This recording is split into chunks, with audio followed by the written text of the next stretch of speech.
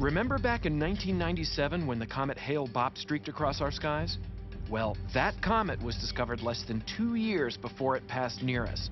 And moving at 70,000 miles per hour, if this 25-mile wide comet had changed direction and headed our way, well, we wouldn't be here talking about it right now. So now that I've scared you, comes the next question. Is there anything we can do to stop a comet? Well, to find that out, we're gonna need to make a comet. And I've got everything I need to do that right here.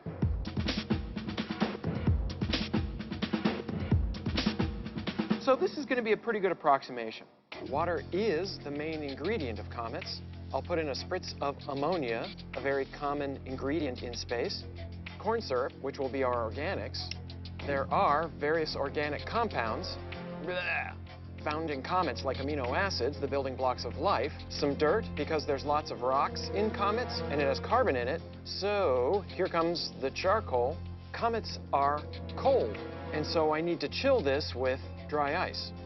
There is frozen carbon dioxide in comets, so this is not entirely unrealistic. So I'll just shake that up a little bit, and as the dry ice goes from being a solid into a gas, now let us see what we've made here. And we've got a comet. So now that we've got our little scale model comet, how can we use it to figure out how to stop one of these things? Well, comets are made of ice, right? So if you're thinking heat, you're on the right track.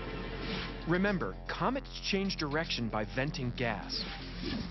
So could we use the heat from a laser to drill a hole in the comet, making it shoot out enough gas to change direction?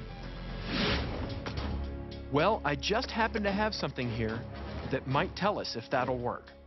This is Laser Glow's Hercules laser beam. This is the most powerful handheld laser in the world.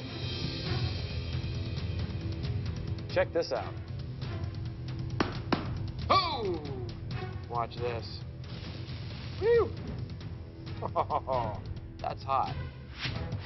So we have our comet and we have our heat source. Now let's see if this theory holds water, or in this case, gas.